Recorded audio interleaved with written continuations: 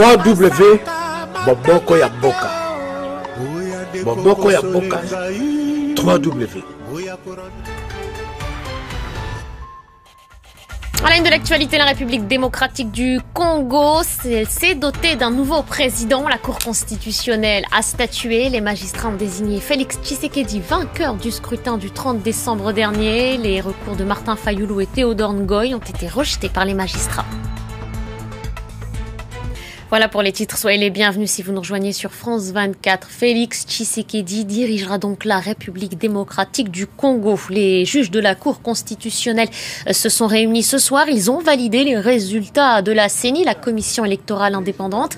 Ils ont également rejeté les recours déposés par Martin Fayulu et Théodore Ngoy, deux candidats de l'opposition. Ils étaient prétendants à la fonction suprême. Thomas Nicolon est à Kinshasa pour France 24.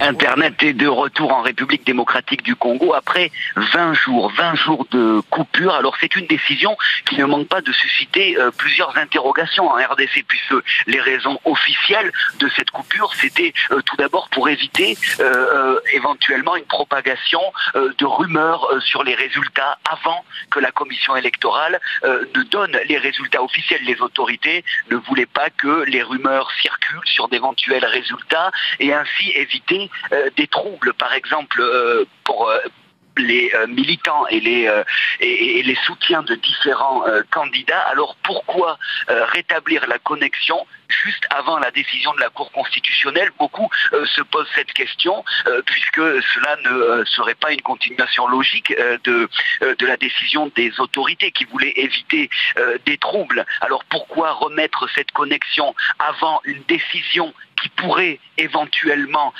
diviser certains acteurs politiques? C'est une question à laquelle on aura la réponse d'ici peu. Voilà, Internet, vous l'aurez compris, qui avait donc été rétabli ce soir. Et je vous rappelle donc l'information, la Cour constitutionnelle qui s'était réunie pour statuer et désigner donc Félix Tshisekedi vainqueur de l'élection présidentielle du 30 décembre dernier. Félix Tshisekedi qui portait les couleurs de l'UDPS, le parti fondé par son père Étienne. Selon les derniers chiffres avancés par les magistrats, membres de la plus haute instance du pays, Félix Tshisekedi a donc été élu avec plus de 7 millions de suffrages, soit 38,7% des voix. Son portrait est signé Florent Rodeau. Après une attente interminable, les résultats provisoires de l'élection présidentielle sont enfin prononcés. Il est 3h du matin le 10 janvier dernier. Le camp de Félix Tshisekedi laisse enfin exploser sa joie et acclame son vainqueur. Aujourd'hui, nous ne devons plus le considérer comme un adversaire, mais plutôt comme un partenaire de l'alternance démocratique dans notre pays. Pour en arriver là, Félix Tshisekedi a dû gagner la confiance de son parti, l'UDPS. L'Union pour la démocratie et le progrès social a été créée par son père, Étienne Tshisekedi. C'est dans l'ombre de cet illustre opposant de Mobutu puis de Kabila que celui qu'on surnomme Fachi construit sa carrière politique. Nommé secrétaire national du parti en 2008, il est élu député 3 ans plus tard, mais ne siégera jamais à l'Assemblée, suivant ainsi les directives de son père pour protester contre la réélection contestée de Joseph Kabila.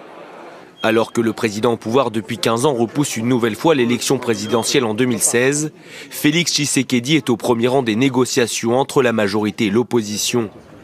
Un rang qu'il conserve à la mort de son père en 2017 en prenant la tête du parti, avant de perdre sa place en novembre 2018 au profit de Martin Fayulu. À 55 ans, Félix Tshisekedi réalise le pari de son père, être le premier homme politique congolais à passer de l'opposition à la présidence.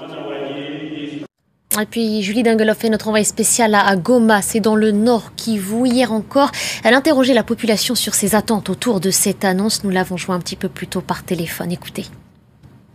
Écoutez, c'est très très calme ici à Goma ce soir et pour cause, il est 1 heure de plus qu'à Kinshasa. La présence sécuritaire aujourd'hui dans la ville était importante. Vous savez, il y a de nombreux groupes armés qui sont présents dans la région et donc cette ville il y a une forte présence sécuritaire habituelle dans la ville qui était renforcée aujourd'hui. Donc aujourd'hui très calme à Goma. Ce soir pas de réaction encore, mais cet après-midi, je me suis rendue dans plusieurs endroits de la ville et j'ai interviewé la population. Beaucoup espéraient espérait l'annulation de ces résultats pour une transition démocratique plus douce. D'autres espéraient un recomptage. Un recomptage pourquoi? Parce qu'ils disaient que la vérité des urnes devait parler et que ces doutes, qu'ils aillent dans un sens ou dans l'autre, n'étaient pas bons pour le peuple congolais. Une autre femme me disait, elle, eh bien, qu'au moins il y avait une transition, que Kabila n'était plus au pouvoir et que maintenant c'était Félix Tshisekedi, un opposant historique, qui allait faire le premier pas vers cette transition démocratique. Donc les gens